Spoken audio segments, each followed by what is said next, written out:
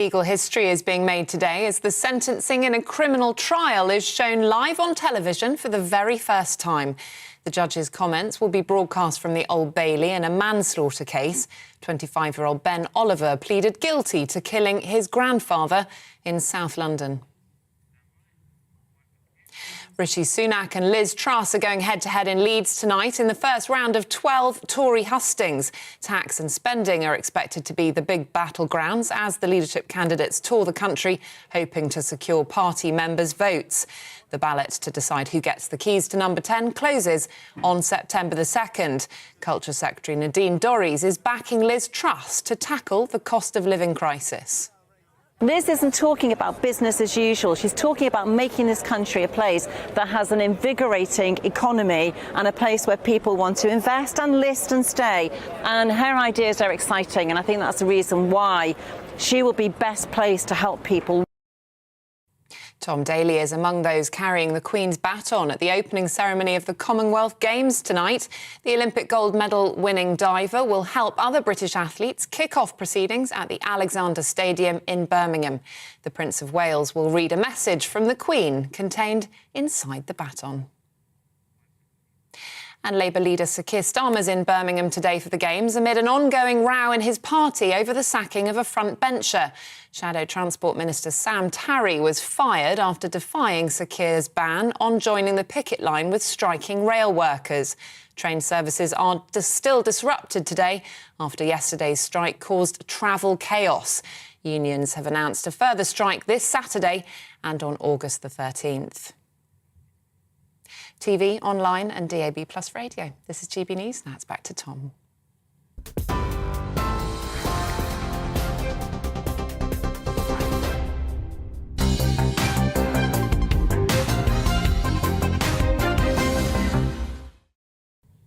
A very good morning. It's 9:34 and this is The Briefing with me, Tom Harwood, on your TV and your radio. Now, today is the first day of the Commonwealth Games. The quadrennial games are this year being hosted in Birmingham, bringing together in sport 56 countries that comprise a third of the world's population. Indeed, over the next 11 days, an estimated 1.5 billion people will tune in to see the celebration of sport, competition and this special global community. Culture Secretary Nadine Dorries appeared on Breakfast this morning from the Games and had this to say. Birmingham is buzzing. This is a Commonwealth Games that's been delivered in 4.5 years, on time, on budget. It would normally take 7 years. We picked the baton up from Durban, who dropped it a number of years ago.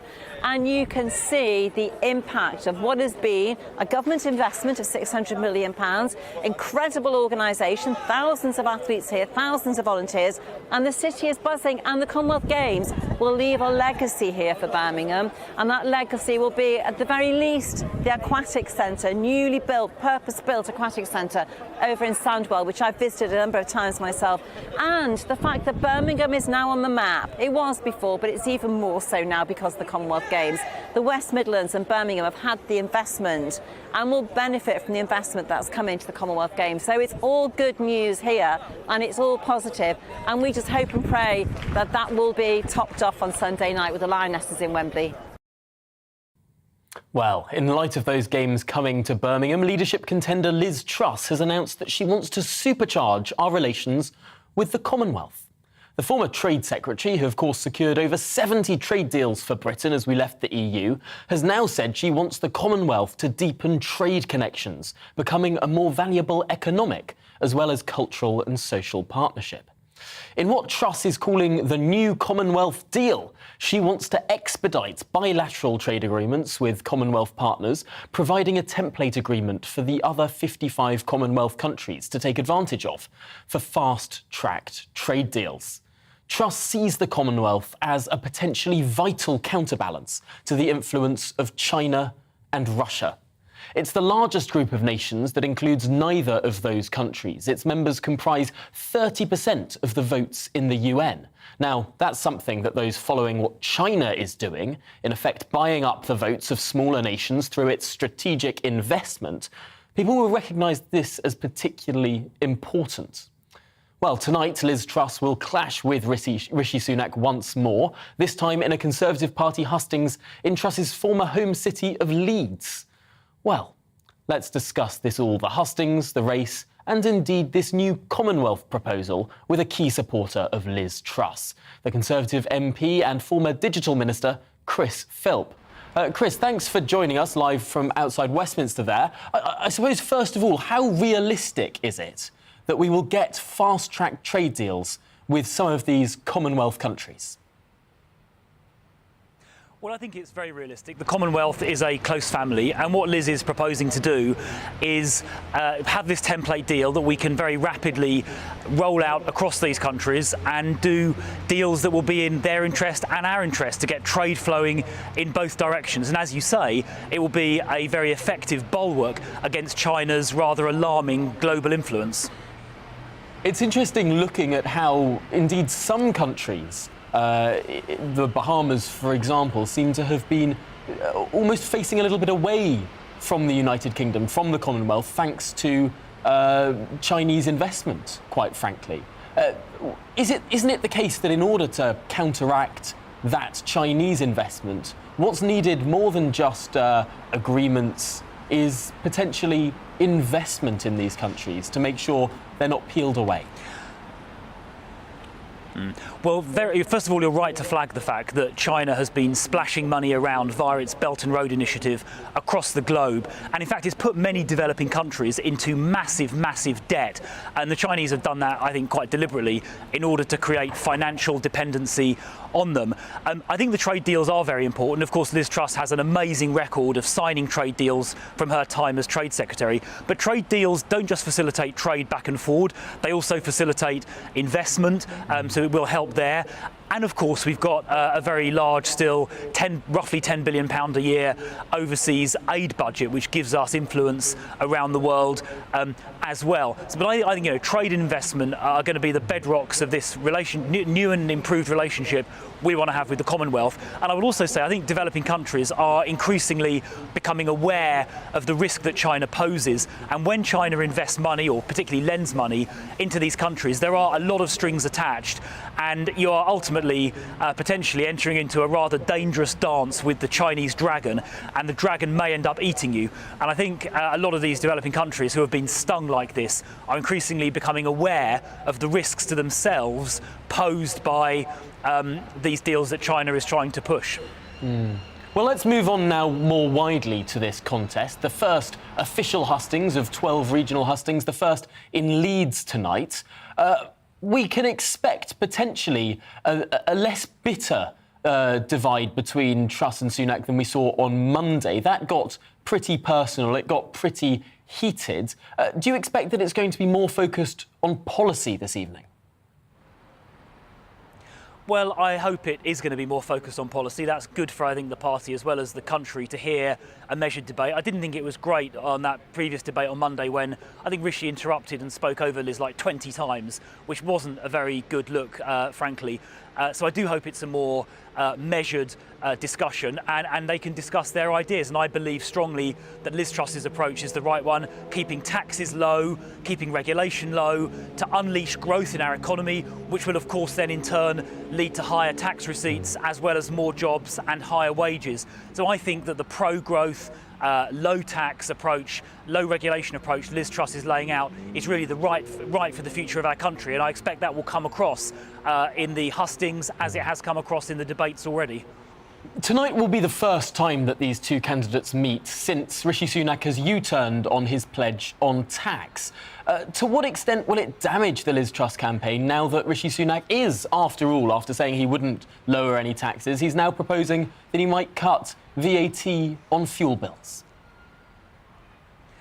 Well, I don't think it makes any difference to our campaign at all. We're making our positive case. I mean, I think the fact that just a couple of days ago, the other campaign was saying that describing tax cuts as fairy tales and refusing to make this VAT cut on energy for a couple of years, and now suddenly in the middle of a campaign they've suddenly changed their mind. I don't think that's any problem for the Liz Truss campaign, because Liz has been consistent the whole time about her vision for low taxes.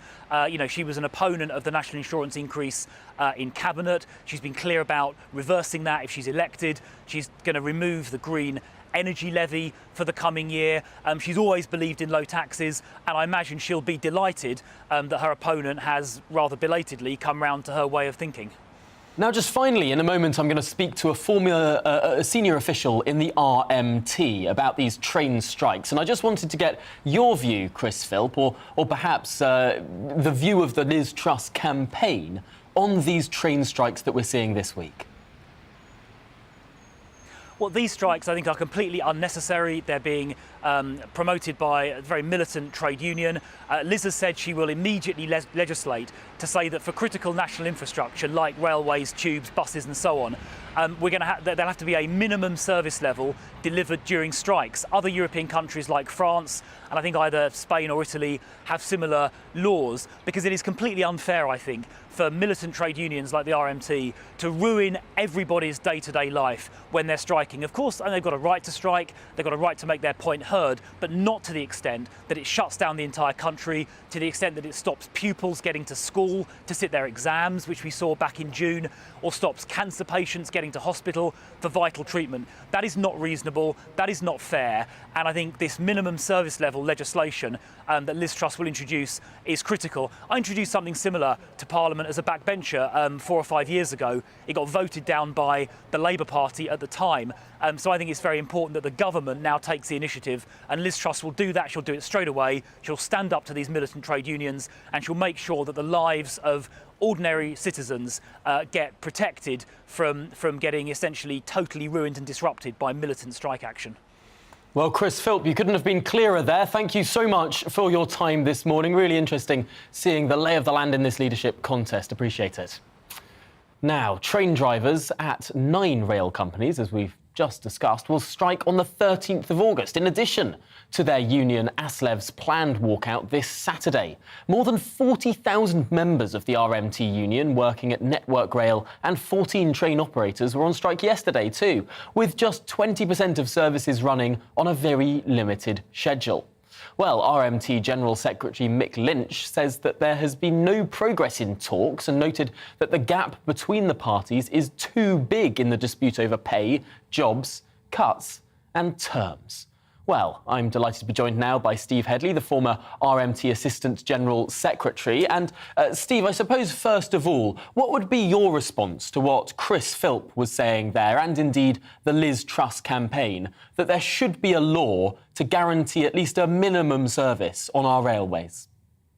Well, I think there should be a law to guarantee a minimum service from the government. I think it's very rich coming from a government that presided over the disastrous COVID policy in this country. We've seen more deaths than anywhere else in Europe, certainly. We saw the complete shutdown of Britain, not only for days, but for months at a time. So I think it's very rich coming from him. But the reality is this. If you ban people from striking, if you take away that human right to strike, people will strike anyway. They will strike unofficially. They'll do it outside the unions, like the Pentonville Vive done, like the National Shop Stewards Committee did. If people aren't allowed to strike to defend their living, because we've seen inflation go through the roof, we've seen living standards fall in real terms about 20%. People haven't had pay rises in 2 years, nearly 3 years. If people aren't allowed to do that through official channels, they'll take an unofficial route. So Liz Truss is giving red meat to the Tory party faithful.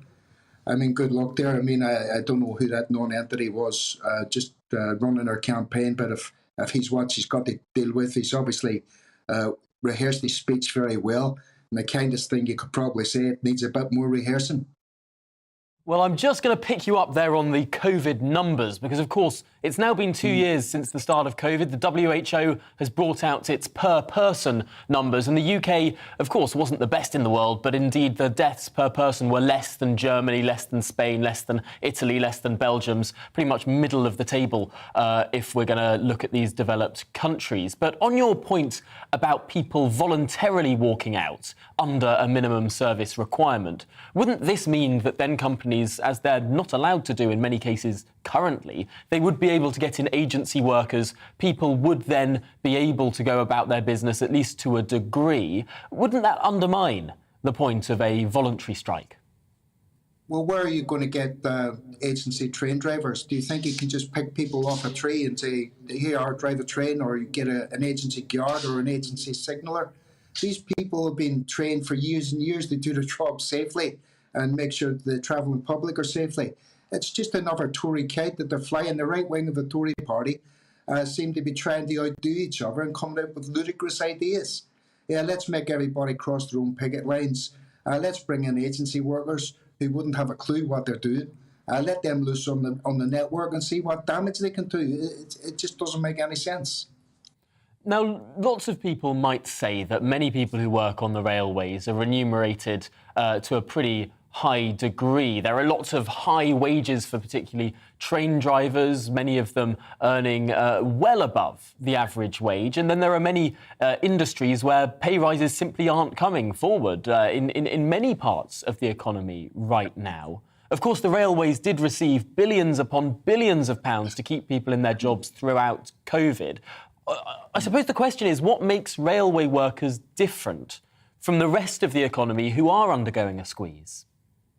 Absolutely nothing. Nothing makes us different. And what we have to do is generalise the strike wage. We need a national strike, because what we have at the minute is the biggest redistribution of wealth from the poor to the rich. The billionaires and the trillionaires are taking an ever-increasing proportion of the national wealth, and we've got to reverse that trend. Now, we have MPs coming on here who voting themselves big pay rises every year, voting themselves pay rises.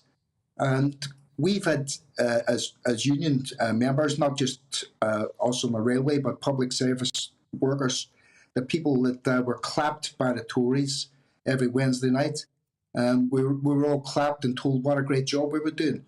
These people have had below inflation pay rises for more than a decade now. People have lost, in the NHS, for example, people have lost about a third of their wages. And it can't go on, because what happens is that you can't recruit to these essential industries. You can't recruit to these essential services. So we have to have a redistribution of wealth, not from the poor to the rich, but from the rich to the poor. And I find it, absolutely shocking when the FTSE 100 companies, the top 100 companies in the FTSE, have increased their profits by 70% from during the COVID period. We have the proliferation of billionaires and trillionaires. And somehow we're told that ordinary workers can't have a pay rise in line with inflation. And if you don't have a pay rise that at least meets inflation, you're in fact having a pay cut in real terms. Do you know a single person who's getting a pay rise in line with inflation? You're right that MPs got a pay rise in April this year, but their pay rise was 3%. That's against an inflation backdrop of double digits. So, in effect, that is a pay cut as well. 3% of what? 3% of just over £80,000 a year, which is a huge wage, of course. But equally, there are many train drivers who earn about £80,000 a year. There are many train drivers, particularly if they pick up working on Sunday shifts and elsewhere, that earn far more than £80,000 a year. Well, for start off, train drivers, by and large, are in a different union from mine. They're in the ASLEF union, they're not in the RMT union. Most of the people we represent are on an average wage of about £24,000. Many in the cleaning grades and the catering grades are on a lot less money than that. They have to rely on overtime to actually make ends meet. Some of our people, even who are in full-time employment, have to claim benefits because they haven't got enough money to pay the rent. So why should we be subsidising bad employers, who you quite rightly pointed out were given billions of pounds by the government, somewhere around the region of £20 billion, and £2 billion of that went straight to their shareholders, who didn't lift a finger during COVID. They sat at home and picked up their dividends. So why should working class people have to pay the bill when everybody else, the higher echelons of management and the shareholders, are picking up the money? Now, Steve Headley, we do have just 1 minute left in this conversation, but I do want to get your views on what has been going on within the Labour Party at the moment. Of course, the Shadow Transport Minister, Sam Tarry, being fired by Sir Keir Starmer for turning up to a picket line and giving media interviews. What's your reaction to that? Well, look, we all know what Starmer is. Starmer's an absolute snake. He's got no point of him trying to lead a party that says it's representing workers. But what I would say about Starmer, he's not crossed the picket line himself. He's not crossed the picket line, and that can't be said for some so-called trade union leaders out there. So when people are criticising Starmer, and I do criticise Starmer, by the way, I think he's appalling. I think they have to look in the mirror themselves and ask themselves if they crossed the picket line. Well, Steve Headley, former RMT Assistant Secretary General, really appreciate your time this morning. It's been a very, very interesting conversation, and I hope it's shed a bit more light on the whole of these strikes and the issues behind them. Well, now, finally today, in some sad news illustrating the bite of inflation. Some sad news that's very personal to me. The 99p McDonald's cheeseburger is no more.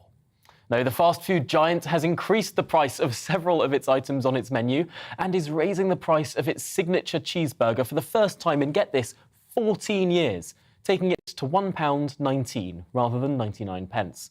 Well, I took to the streets of London yesterday to investigate what the everyday person might have made of this price rise as they're going about their business outside McDonald's. I've come here to Paddington Station today, no, not for the RMT picket line and the train strikes, but a potentially much more pressing and more permanent issue. Yes, here is Paddington McDonald's, and today we've learnt that for the first time in 14 years, the price of a 99p cheeseburger has risen by 20%. 99p cheeseburger, now £1.19. Any views on that, sir? Thank you. We are not from here. You're not. Did you notice that your meal was a little bit more expensive? No. How do you feel about cheeseburgers going up by 20% in price? Well, not great, but what can you do? Do you think that McDonald's had no choice? Possibly, yeah. Prices of fuel going up, everything going up, so yeah, cost more. Yeah. And you're not too personally worried about it? I am, but what can you do? You don't go there often? No, in my country we don't even have that stupid brand. So Where are you from, sir? Iceland. Iceland. Yeah. No McDonald's in Iceland, really? No. Used to have it, but they went away. Wow. Okay, well, Thank God. It's going up a little bit more, but not too much. But it's going up. Do you blame McDonald's for the price rises? Well, as so far I can't blame them. It's about the crisis, you know. Yeah, so them have to work with the crisis.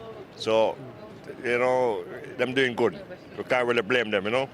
It's a crisis, you know. It's what the world gone to. Everything expensive. The petrol gone up, everything gone up, you know. Simply blame the government. They've made a complete hash of things. So everybody's got to balance their books, and that means companies have to do the same. There's not a good politician in that House of Commons, so we need everybody thrown out and restarted again, basically. SNP. Inflation, isn't it? That's what happens. It's better than not having the trains working all day. I'd rather have the trains working, and it ain't their fault, is it? All the food's gone up, all the petrol's gone up, everything's going up, so I blame the big companies who's putting the prices up or making everyone put them up, you see what I'm saying? They might earn £50 million or £1 billion every year. Why can't you earn £45 billion and keep the prices the same? Why don't they take the cut in their profits rather than us, who's the spender? My wages, they could go up. Yeah. That'd be the best thing ever. Because everything went up around us, rent, obviously food, everything, petrol. My wages didn't go up, so. But we don't go on strike like everyone else, see? Well, I think it's general, isn't it? Everywhere is going up.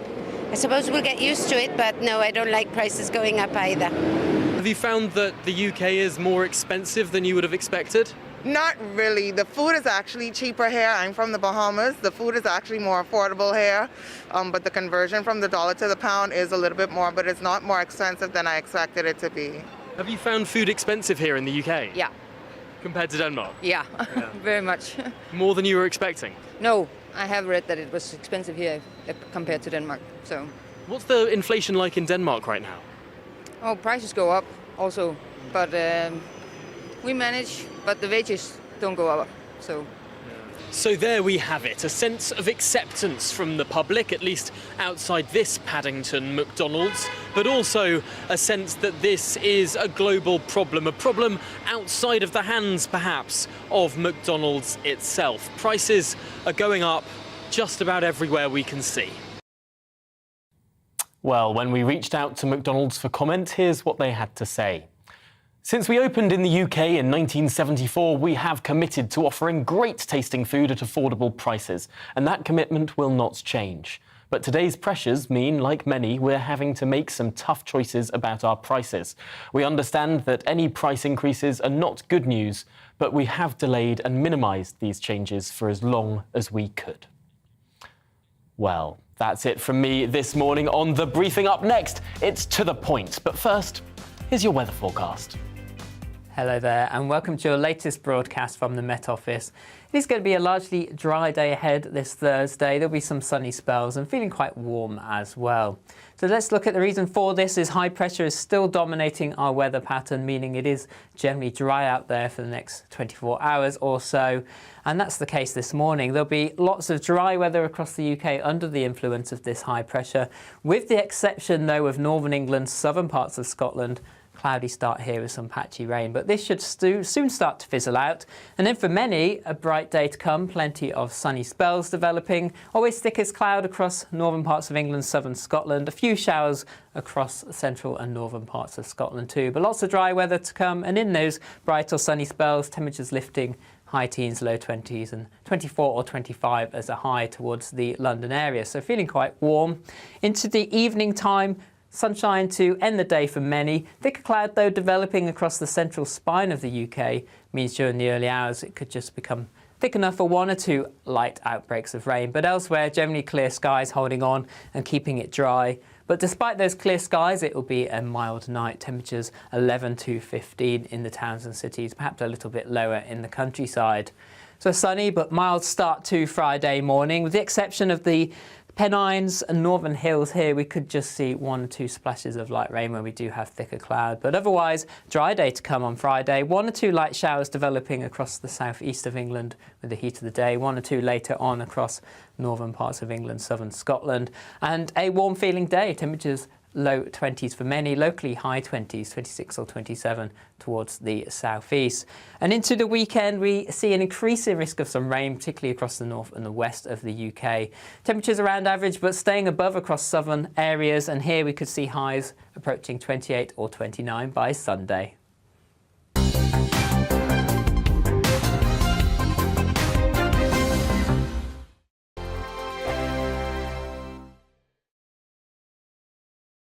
We are GB News. We're right across this great nation. On TV. On radio. On digital. Absolutely everywhere. We don't talk down to you. We embrace all voices with honest and civilised conversation. We are not part of the establishment. We're one of you. And we're only getting started. Join us on GB News, the People's Channel, Britain's news channel.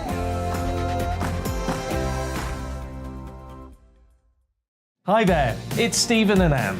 At breakfast from 6 a.m, you'll always be caught up with everything you need to know, the latest headlines, opinions and debates. We'll bring you the good news and the bad, but most of all, we're here for you.